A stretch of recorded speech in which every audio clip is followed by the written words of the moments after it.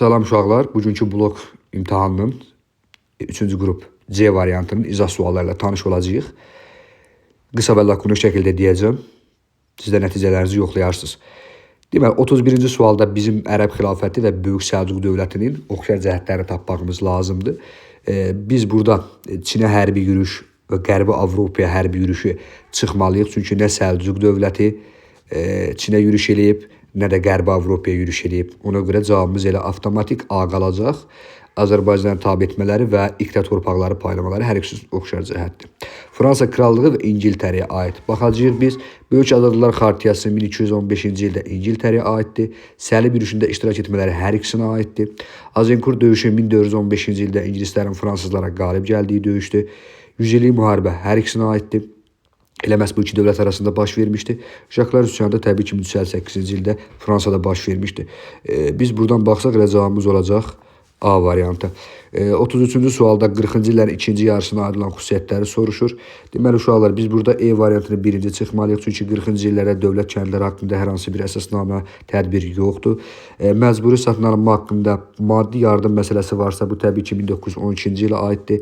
Ali müsəlman torpaq üzərində, torpaq üzərində irsi mülkiyyəti, bəli bu 1846-cı il dekabr reskripti ilə əlaqədardır. 40-cı illərin ikinci yarısı deyəndə 46 ilə 49-a baxa bilərik biz. Həmin illərə baxmalıyıq. C variantı. A variantı da biz hər hansı belə bir şeylə 40-cı illərdə rast gəlməmişik. B variantı daha doğrusu. A variantındakı xüsusiyyəti 1865-ci ilə aiddir. 46-47-ci illərdə bu polis məhkəmə hüququ verilir. Onun ləğvi isə 65-ci ildir. Deməli, 34-cü sualda ABŞ konstitusiyasına bağlı olan suala biz baxacağıq. Deməli, qanunverici hakimiyyət konqres adlanırdı və bu konqres icra hakimiyyətinin işini yoxlama səlahiyyətinə malik idi. Bəli, elə biz baxırıq ki, A və C-də öz əksini tapıb, elə bizim cavablarımız içərisində bir dənə E variantında A və C var. Görürsünüz, beç obyektlərə baxmadıq. Birinciyə baxmaqla cavabı tapdıq. Yuxarı palata senat adlanırdı. Prezident ömürlük seçilmirdi və qanunlara veto qoya bilərdi. Rəhbəri isə burada məhkəmənin rəhbəri prezident tərəfindən seçilirdi və hərbi qüvvələrə rəhbərlik etmək təbii ki, onun səlahiyyətində deyildi. Cavabımız E variantı olacaq. 35-ci sualda biz çox möhtəşəm suallar silsiləsində mənim xoşum gəlir şəxsən öz adıma danışıram belə suallardan. Bizans düzdür siz üçün biraz ağırdır, amma maraqlı sualdır. Birinci Göytürk dövləti Bizans dövlətinin oxşar cəhətini tapacağıq. Sasanilərlə müharibə ediblərmi ikisi də? Əlbəttə ki ediblər. Deməli biz A variantını buradan cavablarımıza gətirməliyik. Və xalqların böyük köçü dövründə yaranıblarmı? Əlbəttə ki biz nəzərə alsaq ki xalqların böyük köçü 7-ci əsrləri əhatə edir. Bizans 395-də, birinci Göytürk dövləti də 552-də yarandığına görə o dövrə düşür. Deməli biri A, B olmalı cavabımız, yəni E variantı olacaq. İndi biz obyektlərə də baxa bilərik, amma vaxtımız getməsin. Hər halda sizin üçün mən ikini də deyəyim. Göytürklərin hücumuna məruz qalması həm Axund dövləti, həm Bizans üçün oxşar cəhətdir əlbəttə ki. Çünki İstəmi xaqan yəni Bizansa hücum eləmişdi. Sonradan isə Sasanilərin ortaq düşməsi olması məsələsi ilə bağlı diplomatik əlaqələr qurmağa üstünlük vermişdi. Axundlar da zaten süquta uğradan elə Göytürklərdən Sasanilər idi. 4-cü əsrdə yaranmalarında bəli, burada qeyd eləmişik ki, ikisi də doğru cəhətdir. 36-cı sualda 70-in 47-dən fərqini soruşur. Dövlət kəndlərinə heç bir aid edilməmişdi. Bunu mütləq cavablardan çıxmalıyıq. Feodal asıl münasibətlərinə güclü zərbə indirməsi məhz 70-ci il islahatlarının 47-dən əsas fərqləri içərisində öz əksini tapır. Malcəhət vergisi hər ikisində var idi. Kəndli öz satın alma məsələsi 70-ci ildədir ilk dəfə. Əlbəttə ki 4 bizim cavablarımız içərisində olmalıdır. Yəni C variantı. Yararlı torpaq isə demək olar ki ikisində də var idi. 5 desiyatın məsələsi. 47-də 70-də də. 37-ci sual nisbətən sadə sualdır. Deməli, Sancaq bəy deyildir. Sancaq bəy burada bizim cavablarımız içərisində mütləq olmalıdır. Vəzir də vardı deyə. Bax, görürsünüz, ikisini tapmışıq. Cavab olacaq nə? C variantı. Noyon da Monqollara aiddir. 1-4. 38-ci sual sadə sualdır. Ulusunova Vallini göstərir. Ulusun Valli 2-ci Sarqonu görməyib. Əhəməni dövlətin heç biri görməyib. 7-ci ikinci yarısında Ulusun olmayıb hakimiyyətdə. Urartun isə Valli görməyib. Yəni ümumiyyətlə işğal etdiyi torpaqlarda məhz Ulusun adı ilə bağlı 715-714-cü məsələsində. Burada isə təbii ki cavabımız B olacaq. 39-cu sualda maraqlı suallardır. Yəni biz burada diqqət eləməliyik. Nəyə? Birinci Dünya müharibəsi 1914-18-ci ilə əhatə eləyir və milli hökumət 20-dədir. Milli hökumətin süqutu 20-dədir. Pişəvəri 2-ci Dünya müharibəsi, 21 Azər 2-ci Dünya müharibəsi. Baxın, görürsünüz, əslində çox ciddi məsələlərə toxunulmayıb. Amma ADP-nin təşkili isə 1917-nin avqust ayına təsadüf edir. Bu isə Birinci Dünya müharibəsi dövrü üçün səciyyəvi olan xüsusiyyət. Yəni burada cavab olacaq C variantı. 40-cı sualımızda xəritdə ulduzla işarələnmiş rayona aid səciyyəvi cəhətləri müəyyən edilir. Bu təxminən, yəni bu ərazilər belə deyək, Dağlıq Qarabağ əraziləri, burada ulduzla göstərilən ərazi Xocavənd ərazisidir. 2024-cü ildə prezident seçkilərinin keçirildiyi ərazi Xankəndidir. Burada Xocavənddən söhbət gedir. Xocavənd. 10 noyabr bəyanatına əsasən biz Kəlbəcər, Laçın və Ağdamı bilirik. Yəni bu da ola bilməz. Deməli ikisi çıxdığına görə cavabımız elə olacaq C variantı. Xocavənddə sülh mərhələli kontingenti yerləşirdi. Alban memarlıq, bəli, əlbəttə ki, Amaras monastırında biz qeyd eləyəcəyik. C variantı olacaq burada cavab. 41-ci sualda hadisə nəticələri əlaqələr arasında uyğunluq pozulmuşdur qeyd edir. Yenə də diqqətli olmalıyıq. Nəyə diqqətli olmalıyıq? Yəni pozulmuşdur deyir. Şəki xanlığında Səlim xanın hakimiyyətə gəlməsi, Şamaxı xanlığı uğrunda Qubalı Fətəli xanla mübarizənin aparılması. Xeyr, bu kimə aiddir? Bu Hüseyn xana aiddir. Deməli, Səlim xan pozulub orada. Bayat savaşının baş verməsi, Qubalı Fətəli xanın məğlub olaraq Səlinə tərəf çəkilməsi. Xeyr, burada Bayat savaşı Pənahəli xanla Hacı Çələbi xan arasında baş verib və Hacı Çələbi xan məğlub olub. Burada Qubalı Fətəli xan nə işi var? Deməli 1 və 2 olmalıdır. Sonra baxırıq biz 3-ə. Gəncədə Cavad xanın hakimiyyətə gəlməsi, xanlığın müstəqilliyinin möhkəmləndirilməsi isə doğru fikirdir. Yəni bu yanlış ola bilməz. Cavabımız qaldı B variantı. 5-ə baxırıq. Kürəkçay müqaviləsinin imzalanması, Şəkinin daxili müstəqilliyi ləğv etməsi 1819-cu ilə aiddir. Kürəkçay isə 1805-ci ildir. Ona görə cavabımız olacaq B variantı. Sonra nə deyəcəyik biz? 42-ci sual.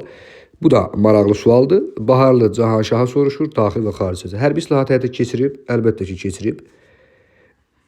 Hakimiyyətə qarşı qiyam yatırılıb, əlbəttə yatırılıb. Teymurilərlə müharibə aparması isə bu daxili deyil, xarici siyasətdir. Ona görə C-ni götürə bilmərik. Yarımköçmə əmrlərə qarşı mübarizə isə bəli, bu da doğru fikirdir. İkinci sual, daha doğrusu xarici siyasət, Herat sülhü, Teymurilərlə Herat sülhü imzalayıb, doğru fikirdir. Venesiya ilə hərbi ittifaq Ağqoyunlara aiddir. B-ni çıxırıq burada biz, elə cavabımız qalır. B variantı. 2-yə də olacaq, bəli, Şirvanşahlarla ittifaq qurub, əlbəttə Samur döyüşündə məhz Şirvanşahların müttəfiqi olmuşdu Ərdəbil hakiminə qarşı.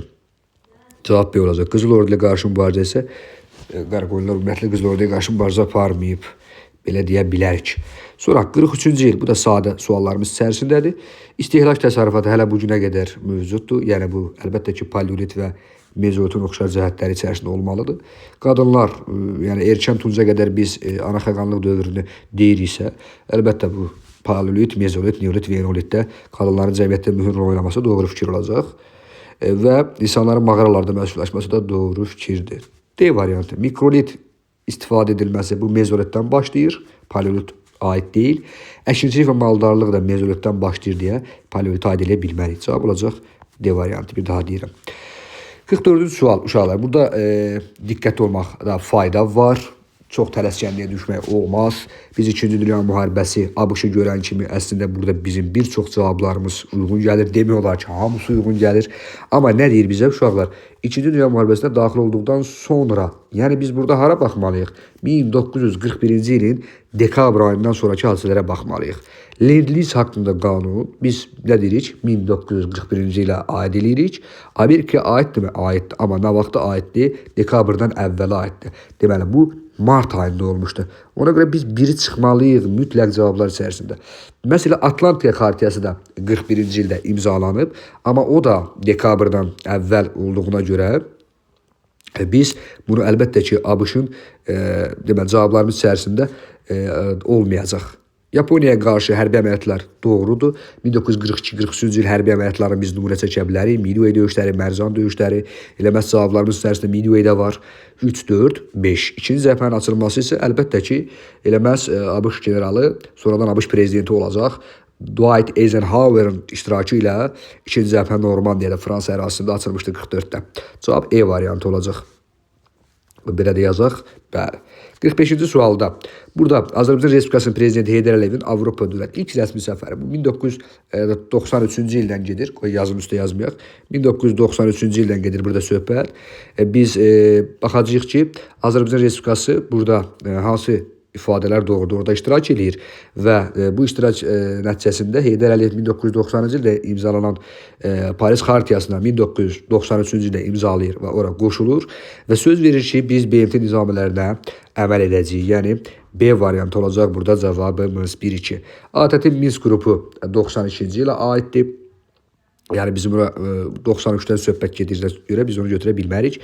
BMT Təhlükəsizlik Şurasının Azərbaycan torpaqları Ermənistan tərəfindən işğalı ilə bağlı qətnamələr isə bu uşaqlar lap belə deyək, əvvəlki 93-dən əvvəlki proseslərlə bağlıdır. Bir çox qətnamələr var idi. Məsələn, Qubadlı ilə bağlı, Kəlbəcər ilə bağlı, digər məsələlərlə bağlı. Bu prezidentin səfərindən əvvəlki olan məsələlərdir. Ona görə cavabımız B variantı olacaq. 46-cı sualımız da diqqət tələb edir. Niyə? Çünki 13-cü əsr soruşur bizdən. Deməli, biz 1201-dən sonraki hadisələrə baxmalıyıq uşaqlar. Səlcuqların 1200-də nə işi var? Elə deyilmi? Ona görə A olan cavabları biz buradan avtomatik çıxırıq. Elə bizim cavabımız qalır. Görürsünüzmü? Yenə də baxaq. 1225-ci ildə Cəlaləddin tərəfindən tutulan Təbrizdir. 2-yə B olmalıdır. Sonra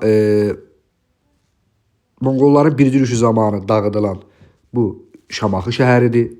Doğrudur. C olmalıdır. Və Cəlalilər dövlətinin paytaxtı Təbriz şəhəridir. Amma Cəlalilər dövləti gözəl qardaşlar 1340 yəni 14-cü əsrə aid olduğuna görə bizim cavablarımız da ola bilməz. Ona görə də nə olacaq?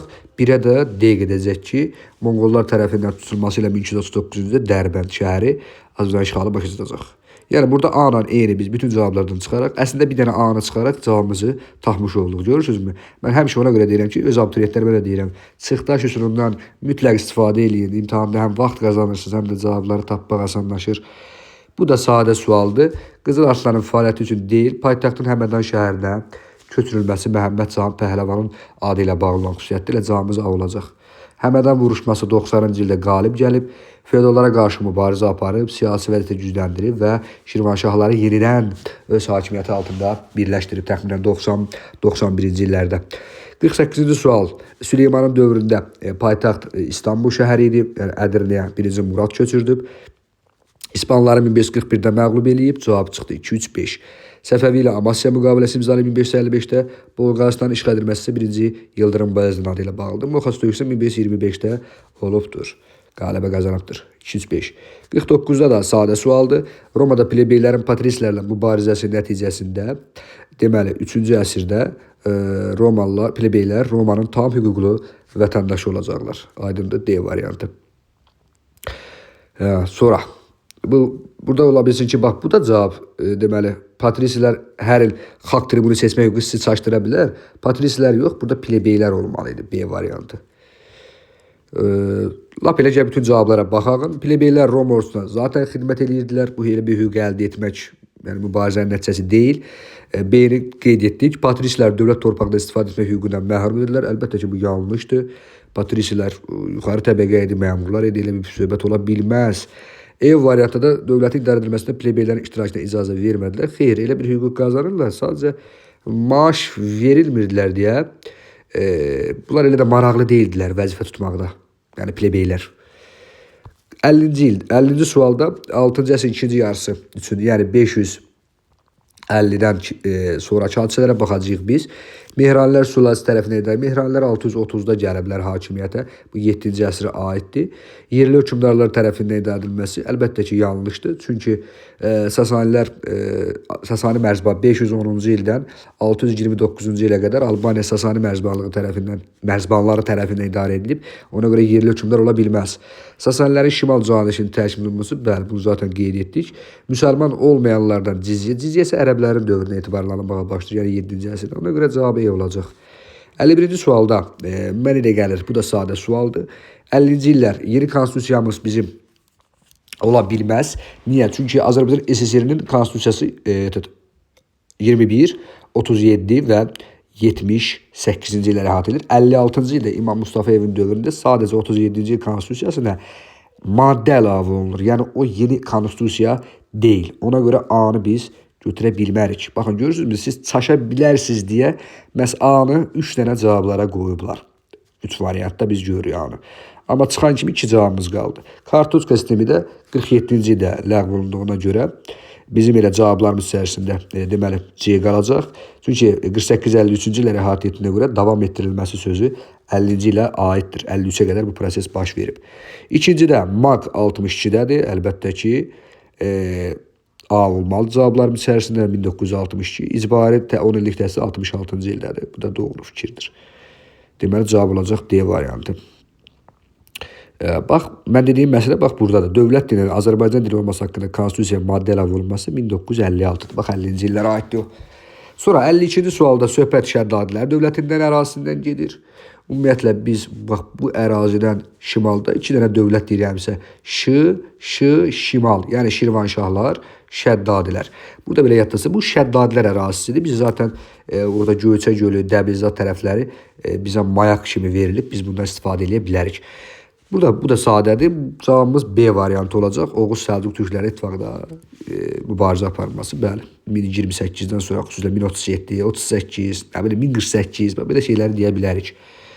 53-cü sual. Elm və mədəniyyət xadimləri ilin fəaliyyətinə aid olan doğru olan sıraları müəyyən edəcəyik. Həsən bəy Rumlu 16-cı əsrdə yaşayıb və Şah Təhmasibin tarixçisi olubdur. İskəndər bəy Münşi burada 100% doğrudur. Şah Abbasın hərbi işlərində iştirak edir. Ona aid əsərlər yazıb. Məhəmməd Tahir Vahid də 2-ci Abbasın vəziri olub. Bu da doğru fikirdir. Kəmalettin Behzad isə astronom olmayıb, rəssam olub. 1522-ci ildə kitabxana rəisi vəzifəsinə təyin olunub Şah İsmail tərəfindən. Ona görə cavabımız elə 2-3 olacaq. 2-3. Bu da nisbətən asan sualdır. Yəni Qızıl Ordu dövlətində Özbəyin hakimiyyəti illərində İslam dini rəsmi din kimi qəbul edilib. 1313-1342. Elə 1313 yazaq. Yəni bizim cavablarımıza təsir göstərməyəcək. Qızıl Ordu 1480-də Əhməd xan yürüş edir Moskva Knyazlıqlar Uğra görüşü.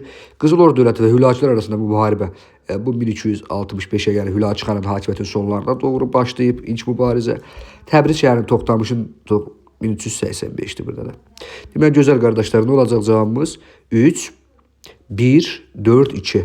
3, 1, 4, 2. 55-ci sualda maraqlı sualdır. Hətta mən deyərdim, bu sualı biz açıq suala yazmağımız da doğru deyil. Nisbətən çətin sualdır. Bunu ən azı variant olanlar, yəni qapalı tipli testlərə salmaq lazımdır ki, uşaqlar tapanda daha rahat formada tapa bilsinlər.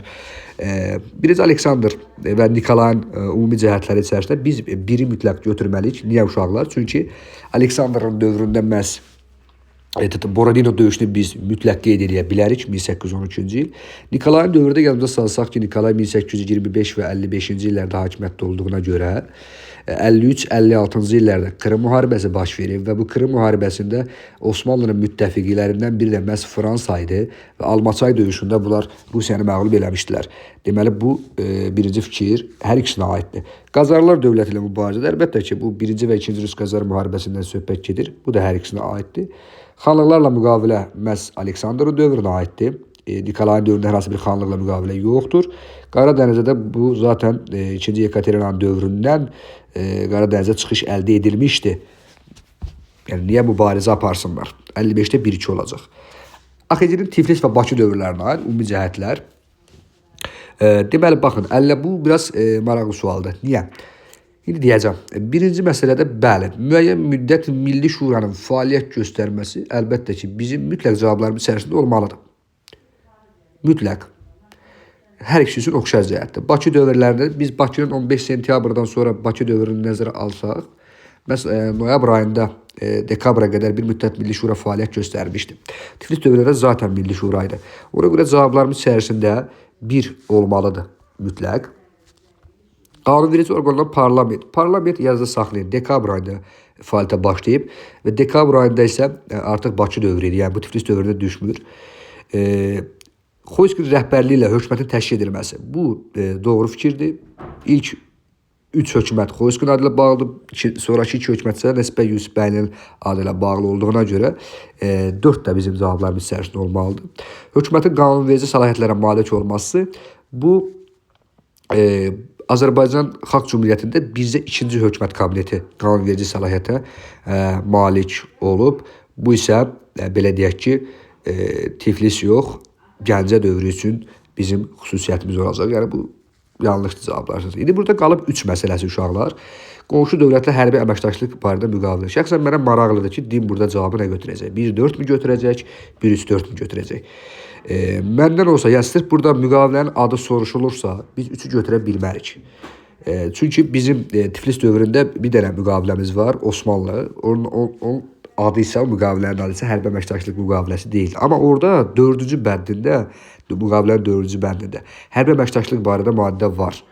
İndi bunu götürəcəklərmi, götürməyəcəklərmi, onu biz bilmirik. Mən olsam, yəni şəxsən mən öz adıma deyirəm, o müqavilənin maddələrindən də biri hərbi əməkdaşlıqla bağlı olduğuna görə elə məhz Osmanlını və məsələn Bakı dövrlərində də Gürcüstanı deyə bilərik biz. 1-3-4-ü götürmək olar. Amma yenə də deyirəm, özümə də maraqlıdır şəxsən, deyim bunu nə götürəcək. Mən burada şəxsən 1-3-4 cavabını götürərdim. Amma sırf yenə deyirəm, müqavilə adı soruşulursa, burada təbii ki, cavabımız 100% 1-4 olacaq. 57-ci sualda sadədir. Niyazabad döyüşü 1583-cü ildə Xudabəndənin dövrüdür. Azərbaycan Bəylərbəyliyi 1593-cü ildə Abbasın dövrüdür. Xorasanın geri qaytarılması Abbasdır. 1599-da Molla Həsənli döyüşündə də Krımın ordusu məğlub edən Məhəmməd Xudabəndədir. İkinci Bəyazid isə bunların heç biri görməyiblər. 58-ci sualımız və mənbə sualımız. Uşaqlar, mənbəni siz yəqin ki, dəfələrlə oxumusunuz. Mən oxuyub sizin başınızı ağrıtmaq istəmirəm. 58-ci sualda mənbədə bəhs olunan müharibəni başlamaqda ərəb dövlətlərinin məqsədi təbii ki, bundan əvvəlki baş verən müharibələrdə, yəni iki müharibədə itirdiyi torpaqları geri qaytarmaq idi. Yəni belə yaza bilərsiniz ki, itirilmiş torpaqları geri qaytarmaq, məqsəd bu idi. 59-cu sualda verilməyən uşaqlar siyasi və iqtisadi səbəb deyirsə, beynəlxalq miqyas aldığı. Biz burada iqtisadi səbəb içərisində mütləq şəkildə ilk dəfə neft məsələsini qeyd etməliyik ki, beynəlxalq münasibətlərdə təsir vasitəsi kimi istifadə edilməyə başlanacaq. Siyasi məsələdə isə yəni həmin dövrün belə deyək, böyük gücləri olan SSR və ABŞ-ın bu müharibədə iştirak etməsi, SSR-nin ərəblərə dəstək, ərəb ölkələrində ABŞ-ın İsrailə dəstək verməsi elə bunun beynəlxalq miqyas aldığını göstərən məsələlərdən biridir. Bu da siyasi səbəblər içərisində yaza bilərdik. Yəni SSR-in ərəb ölkələrində, ABŞ-ın İsrail dövlətlərinə dəstək verməsi. 60-cı sualda Misir dövləti üçün ən azı 2 nəticəsi biz qeyd eləsək, burada Misirin İsrailə tanıması, dövlət kimi tanıması, müstəqillik tanıması. İkincisi məsələn Sinay yarımadasının Misirə qaytarılması deyə bilərik. 1967-də işğal eləmişdi İsrail, onu qaytarır Misirə. Üçüncüsü də məsələn elə ərəb ölkələrinin Misirlə siyasi iqtisadi əlaqələri kəsməyini də qeyd eləyə bilərik. Bax, belə möhtəşəm, çətin suallar da var idi, asan suallar da var idi, orta suallar da var ki, təbii ki, deyib burada 20, 30, 30, 20 belə deyək, o faizlərə əməl eləyib. Uğurlar arzulayıram uşaqlar sizin hər birinizə. Təşəkkür edirəm bizə qulaq asdığınız üçün.